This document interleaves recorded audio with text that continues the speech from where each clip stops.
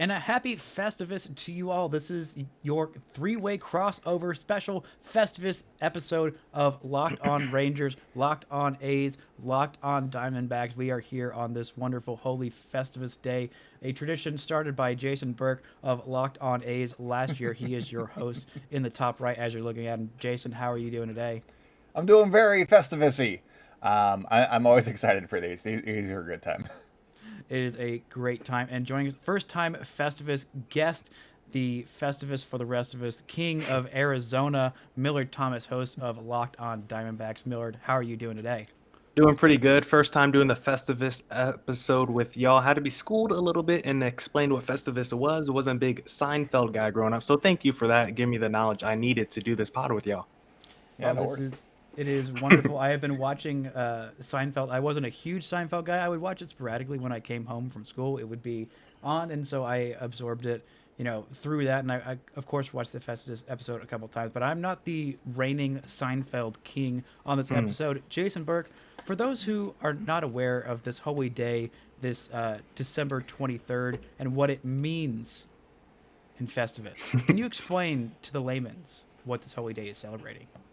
I will do my best. If you are familiar with the program Seinfeld, George's dad, George is the short one with the balding hair, his dad was tired of the commercialism of Christmas. And so he wanted to create his own holiday that was for everybody, a Festivus for the rest of us. And so he made this thing, and basically there are feats of strength where you fight somebody at this holiday or wrestle somebody. And then you also air your grievances with the family. And he famously said, I got a lot of problems with you people, and you're going to hear about them. And so that is basically, those two clips were basically Festivus. And so we just started doing this last year, where we make a podcast episode talking about our teams in both good and bad ways. So it's a good time. And also, we can dunk on each other's teams, because who doesn't love snark? Absolutely. And instead of a holiday tree, I believe they have a giant metal pole, if I'm remembering that correctly. That is correct. We Okay, do good. not have a poll because we are not in the same location. My mic stand kind of counts. It's metal. Yeah. I don't know. I'm counting it. I made sure to wear a holiday themed sweater, not a Christmas themed sweater, because this is a Festivus for the rest of us. And we're breaking this down into three parts. Basically, we'll have first off, we're going to talk about the commercialism of baseball, the things that are wrong with the commercialism of baseball. Then we're going to talk about our feats of strength, pick our champion from our respective teams, and then we're going to air our grievances because we got a lot of problems with these people, and y'all are going to hear about them. So let's start off with the commercialism. What is your biggest problem with the commercialism of baseball? I will throw this to you, Millard Thomas, because I believe you have the best thing to start us off with, and you're just going to go ahead and shame us right off the stop. Yeah, sure. I guess I got the best one. I'm not too sure about that, but this is focus on the Arizona Diamondbacks. We're talking about commercialism. My biggest issue with the D-backs in terms of that area is the owner himself, Ken Kendrick, because recently, a couple years ago, anyone who had 1% or less in ownership in the D-backs, he made you either sell your share or he was going to buy you out. And for Ken Kendrick, I would rather him worry about the money going into the team than the money going into his pocket, because the D-backs are always below the league average in terms of salary cap. They need to put more money into the team. There's not enough talent on the roster currently, mostly because he always hamstrings his GMs and never lets them go out and do what they need to do in free agency, the offseason, blah, blah, blah. So, Ken Kendrick, please put the money back into the front office and stop putting it in your own pocket. Ooh, Boom. that's a solid Fire. Yeah. one. I like that. I like that. Bringing the heat. And you know who's got some Same. problems with commercialism and his baseball team is Jason Burke, host of Locked on A's. Jason, what is your biggest problem with the commercialism in baseball or relative to your own team? I mean, obviously, I could take the same thing that Miller just said, but I'm going to go a little bit deeper. And I'm coming for the marketing department. I assume it's them. I don't know. I don't know Wow. who it is. The marketing Um, team. yeah. You guys have been sitting on cushy jobs for too long, marketing. There's probably like three people in the A's marketing department. But no, for me, and it's not necessarily marketing, it's more so they don't have enough like new gear every year. It's always like the same basic things that you see for every team. They don't have like their own twist on anything. And it's like, hey, you want one of these 4 shirts for the entire season? Or they don't have enough stuff that I want to buy. And for me, it goes straight into marketing, because if you don't have the products that have the logo of the team that you are trying to represent, that they're going to buy, then they're not going to buy them, and then people don't wear them, and then they don't wear them like outside, and it's just free marketing. They should really have more stuff. And my wife and I went to the Target in Walnut Creek. They had 0 A's things there. They had every other Bay Area sports team, but they didn't have any A stuff. They had like half of it was Sharks stuff, and sure, hockey's in season, but they still had Giant stuff. They still had Niner stuff. No A stuff. And I was like, that's wild, because this is their territory. This is where they should be dominating. Nothing. And I assume either it all got bought up, highly doubtful, or they don't have enough stuff. They need more stuff is what I want. I want to buy more A stuff. Let me do that, A's. That's all. Moneyball. Moneyball. Let me give you my money for that ball. Is what Moneyball was really about. I feel like you're not the new getting market inefficiency. You are leading into the commercialism, and I respect that, but I'm gonna go the opposite direction. My issue with the commercialism in baseball, especially relative to my team, is the attendance. The Rangers were first in attendance. Do you know why? Oh, Yes, I I didn't do. even know that. Because they were in the American League. I'm pretty sure in all of baseball too. But it's because they opened their stadium doors to 100% from the very start of the season, when COVID numbers were spiking, when the vaccine rollout was slow, when people were hesitant to even get the vaccine, and it wasn't even available at that time in April and May, and they just completely disregarded that and cared only about the money in their pockets, which is what ownership has always done here, and cared about getting other people's money and spending the least amount of their own, indicative by the fact that Arlington taxpayers keep paying for these stupid stadiums. I don't know why they keep doing that. Arlington politicians are throwing them under the bus. These billionaires can pay for their own dang stadiums, but also these billionaires should be at least, I don't know, a little bit caring about people's lives and not helping spread a deadly disease when, still in the very middle of it, in these early part of the season, which is when they racked up their glowing lead in attendance, which they will continue to brag about all through next year. We were first in attendance, even though we were a terrible product and everyone hated watching our stupid team in our expensive trash shed of a stadium. Like, ugh, I got some problems with these people. I like it.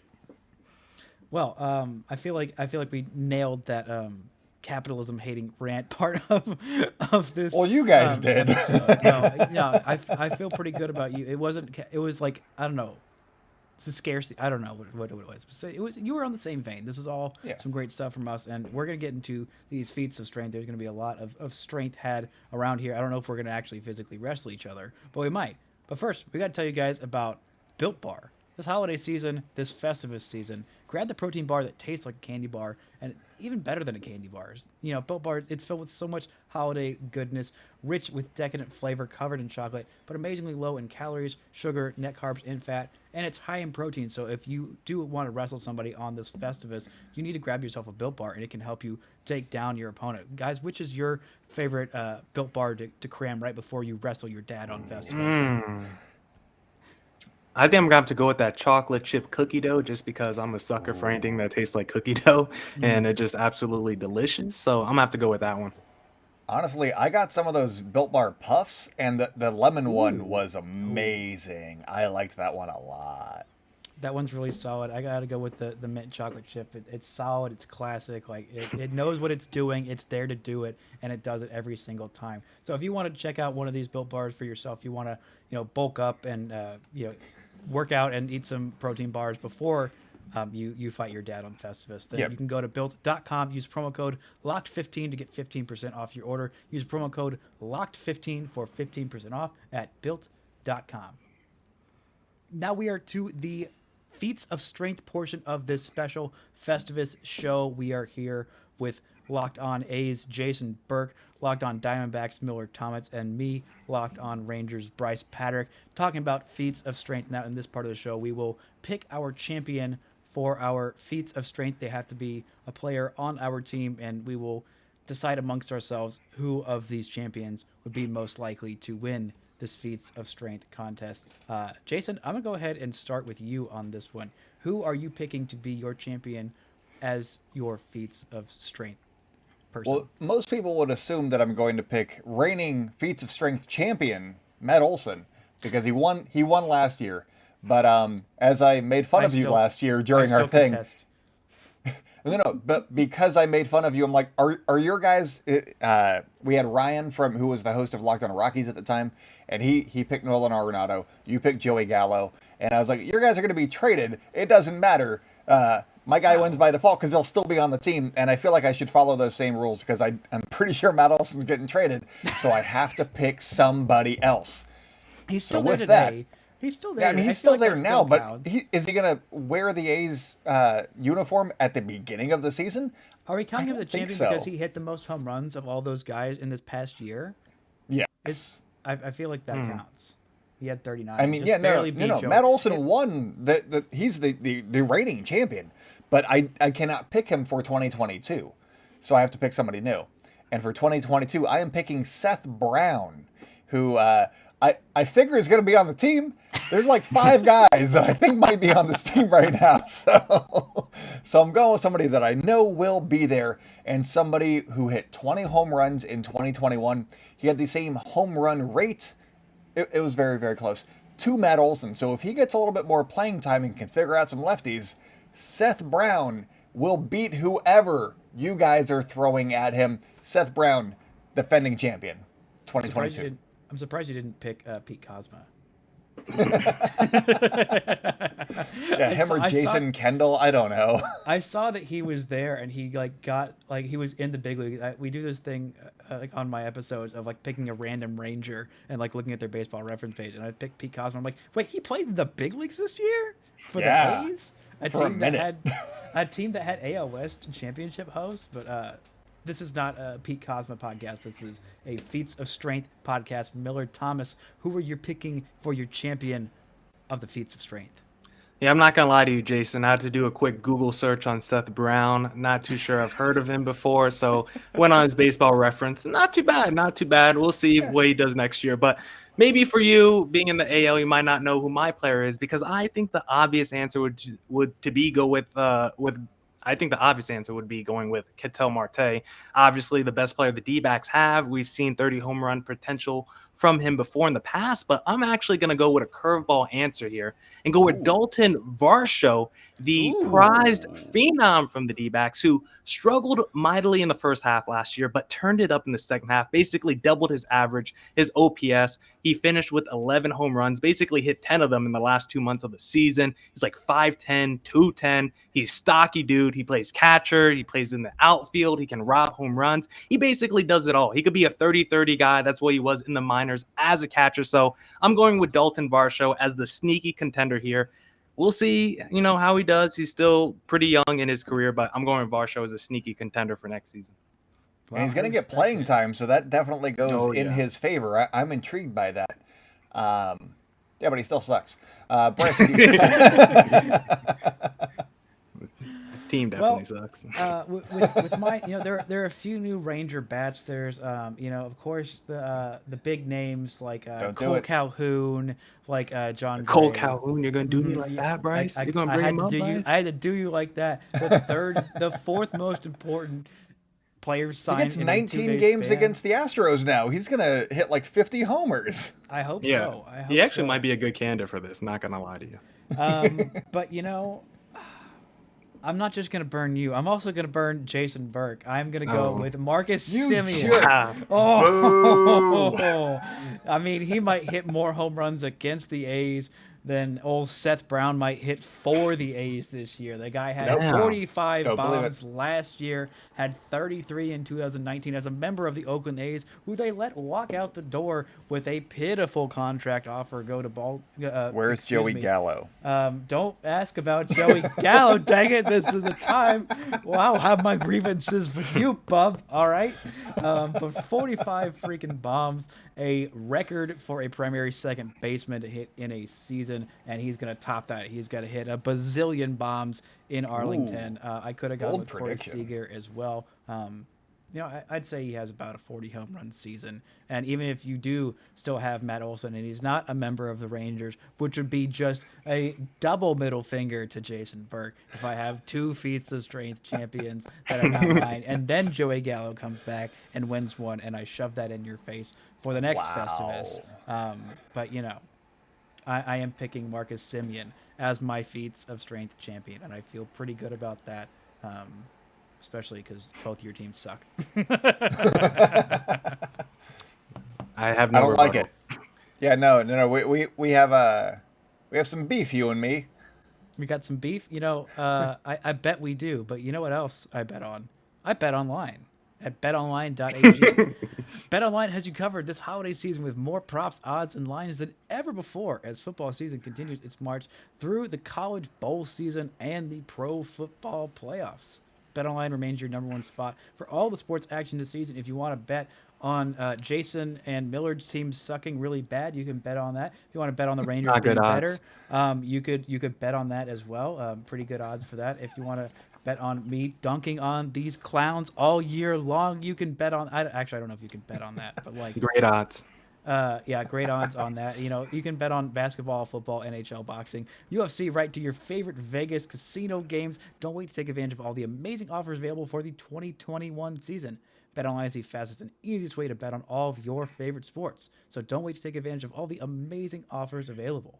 BetOnline, it's where the game starts. And this game is going to finish, or I guess this podcast is going to finish, with us airing some grievances. I got a lot of problems with you people, and you're going to hear about it. No. First off, let's start off with Did I just Brice ruin the assuming that his team is better than either of ours at this point. Are they going to win more than like 75 games? Can the A's not win 75 games? Can the Diamondbacks not win 75 games? I mean, They probably cannot. not. The Diamondbacks, I feel pretty good about saying they cannot.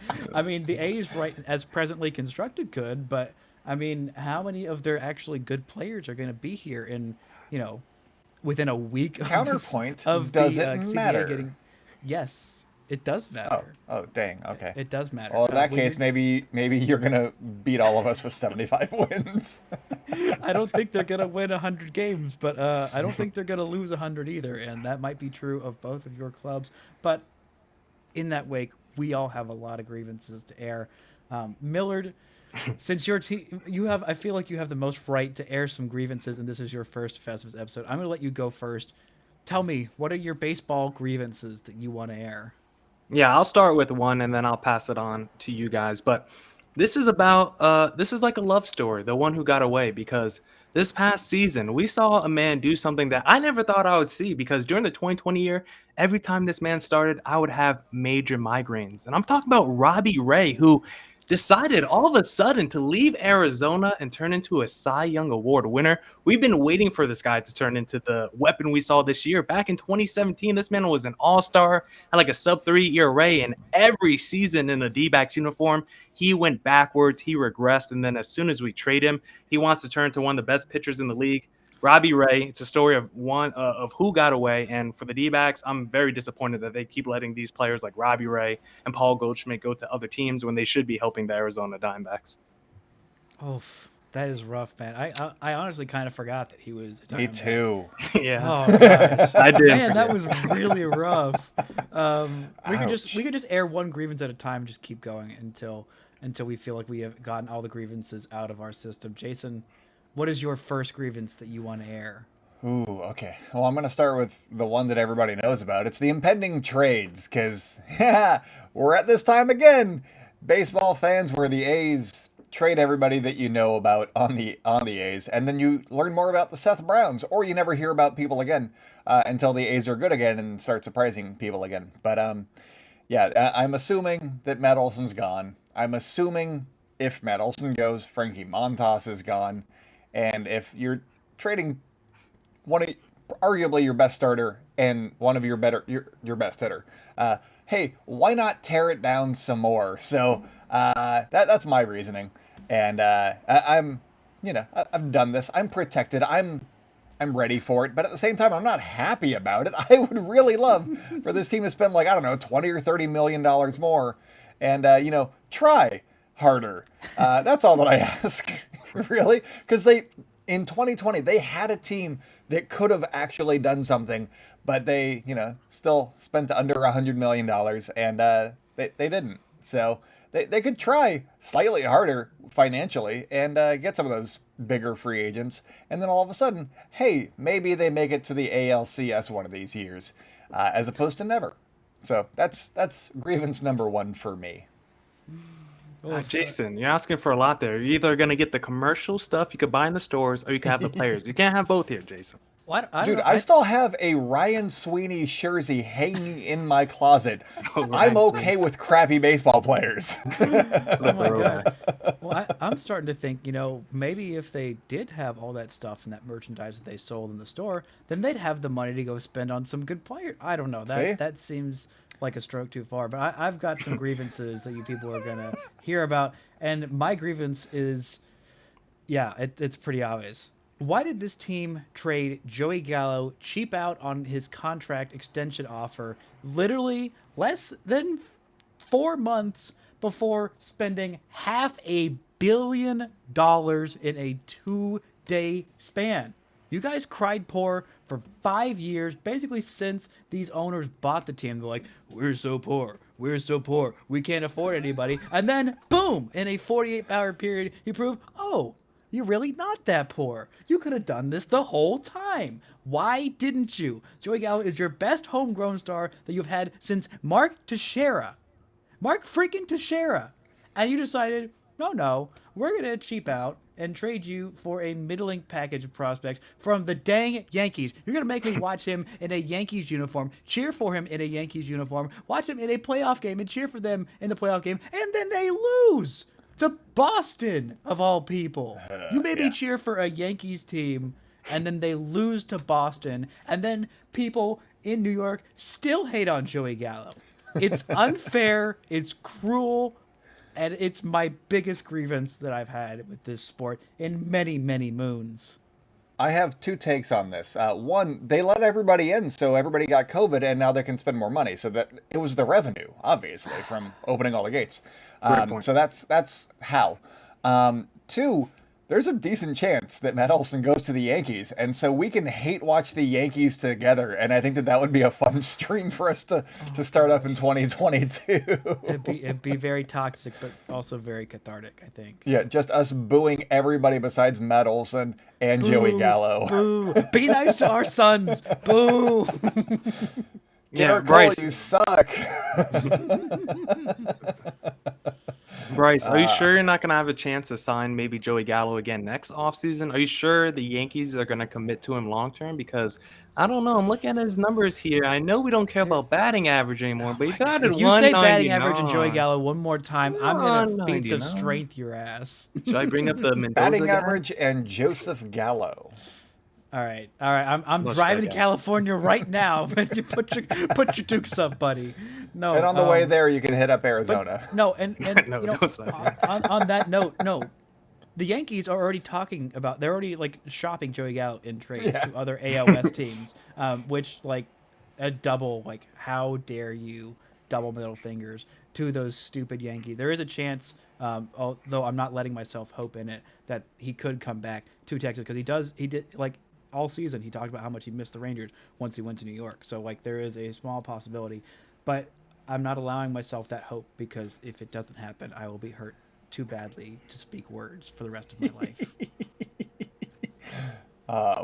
Millard, what else would hurt you so much that you would be unable to speak for the rest of your life? Or what is your other grievance, I guess is what I was going for there.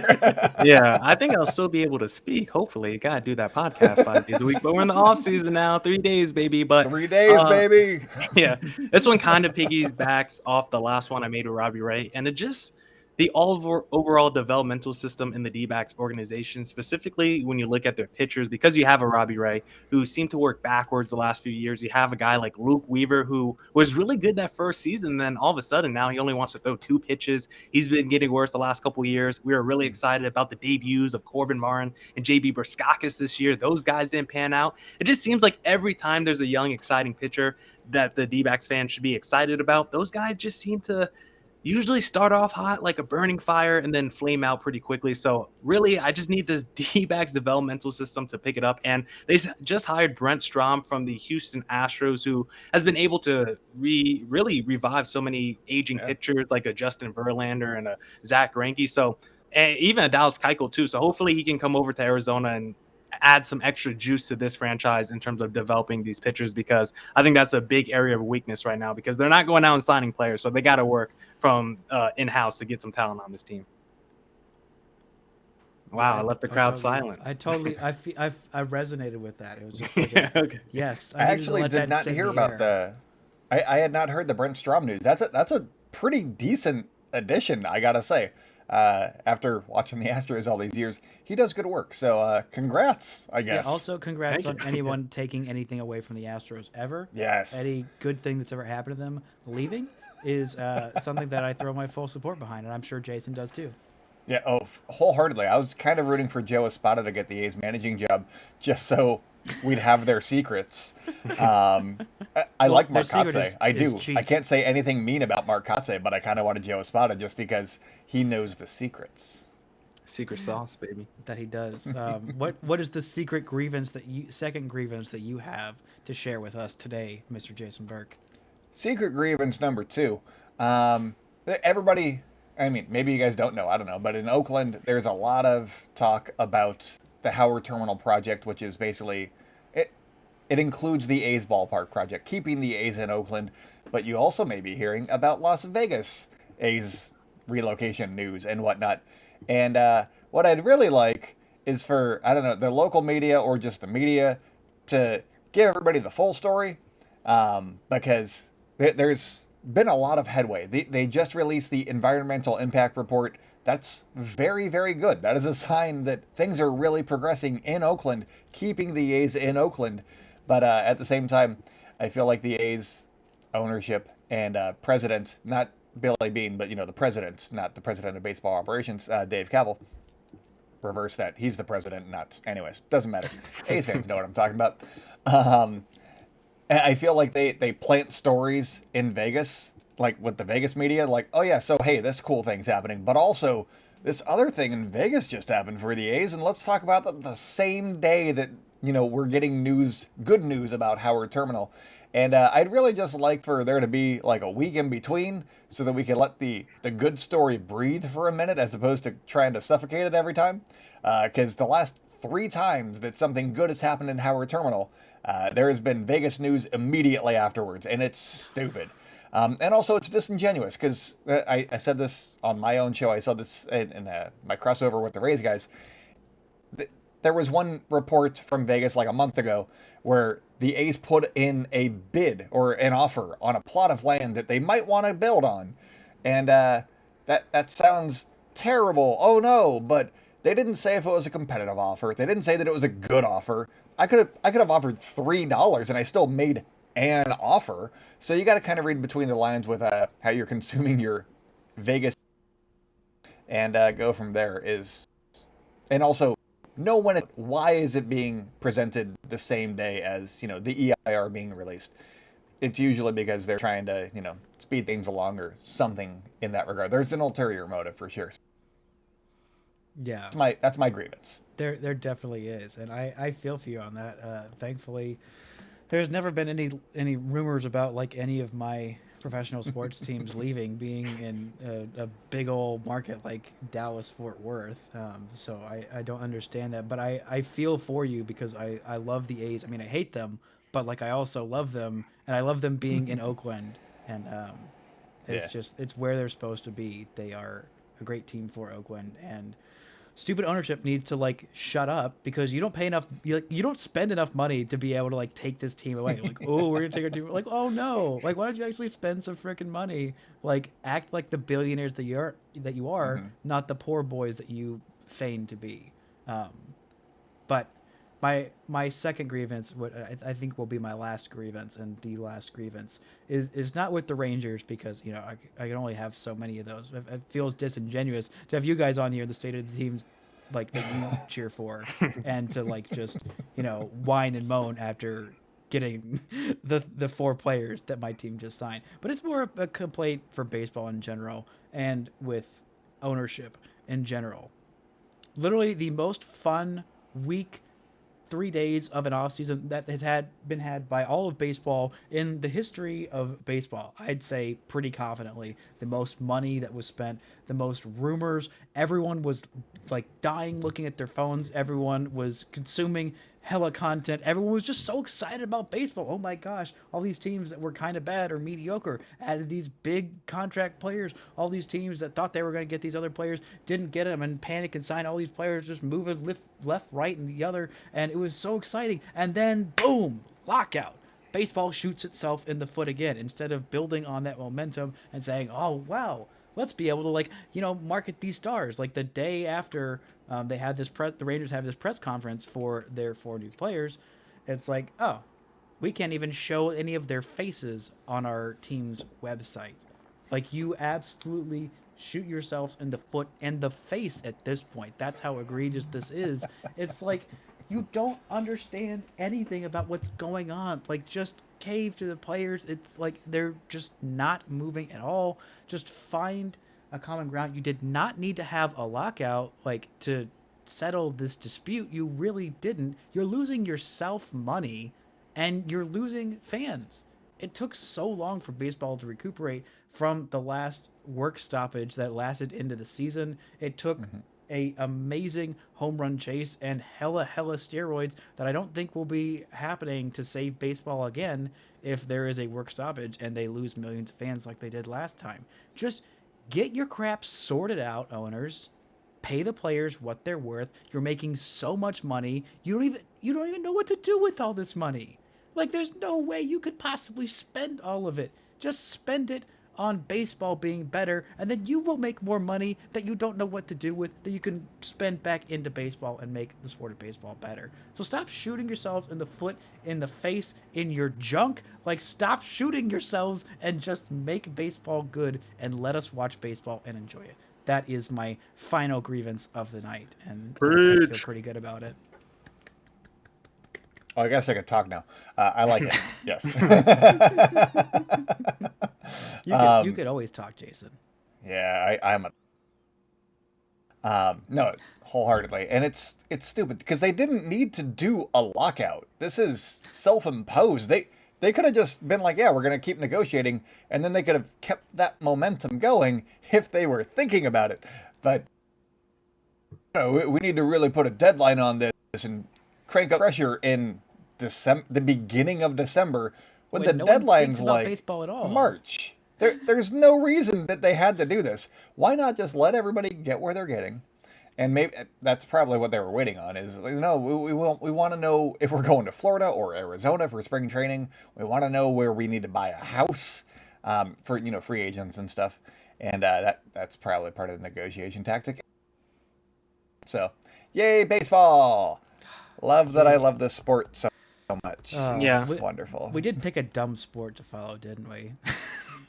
Yeah, and basically at this point, I'm just like, I hope the lockout ends until like a month before the season starts, just so we get another free agent frenzy right before the season starts. Like, that's literally the only reason, because if the lockout ends like next week, then it's going to be 2-3 months before anybody gets signed again, probably.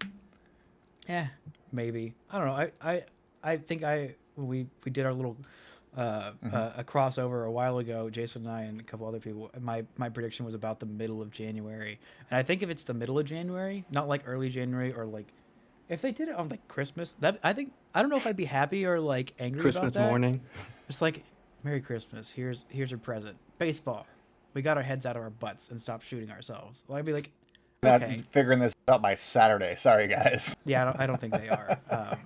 But But if they just get it by like the middle of January, I think by the end of January, I think there would be a flurry of signings because there's still big name guys out there like Clayton Kershaw. Is still out there, Freddie. and coming to Texas. Freddie Freeman is obviously still out there, and some other names that I'm not thinking Chris of. Bryant. That's the ones that the Rangers aren't linked to, and have no prayer of getting. Those are the ones that I'm not thinking. Oh, Seiya Suzuki as well. Use Mero Petit. Nobody said him. I said Yeah. I said big names. He's good. I like him. Seth Brown. Yeah. Gotta go get Seth Brown and rob Jason of his feats of strength champion. Aw. Oh goodness! I'm gonna be on the lookout for him now next season. No, because Yeah, this is going to be a he's a very solid heavy guy. Seth Brown podcast from here on out. I'm on board Locked with on Seth Brown. Yes. Locked on Seth Brown. He's the centerpiece of this team now. Oh goodness! Oh, I've been there before, and I will be there for you throughout the rough times. But Festivus is not a rough time, gentlemen. Thank you so much for joining me on this podcast. Jason, where can the folks find you and all of your work? I've been doing Locked On A's for a while now, so we got over 400 episodes. Go start at number 1 and just see the progression of how good it's gotten. Because it was You got rough. some time to kill. Yeah. I mean, there's a lockout. What else are you gonna do? Spend time with your family? Get at it. Fight your dad. Yeah, no. Locked On A's is the podcast. We're on YouTube. We're anywhere you find either of these other two fine gentlemen. I'm also at by Jason B on Twitter. You can follow the show at Locked On A's on Twitter and Instagram. Yeah, I guess I'll just jump in here. Yeah, definitely don't check out the first couple hundred episodes I did. Go check out those last 100. It definitely gets better the more you listen to it. So I'll just leave it at that. At Creator Thomas 24 on Twitter. Just search up Locked On Diamondbacks on both Twitter and Instagram. Gotta get more active on the gram. Not doing enough on there. And also on YouTube, Locked On Diamondbacks, baby. So check us out on there and on all other platforms like these gentlemen up here. Yeah, go subscribe to these other two shows on YouTube. We all could use more YouTube subscribers. We gotta yeah. grow that YouTube community. But for me, you can find me on Twitter at Brice Paterik. Don't follow me on Instagram. I don't post anything there. But you can follow the show at Locked On Rangers on Twitter, or subscribe on YouTube, or wherever the heck you get your podcasts. Gentlemen, it's been an absolute pleasure. Best of luck to you in your feats of strength champions in your endeavors next year. And I'm still going to roast the crap out of your teams next year and have an absolute great time doing it. Happy Festivus for the rest of us. And until next time, don't forget to enjoy baseball.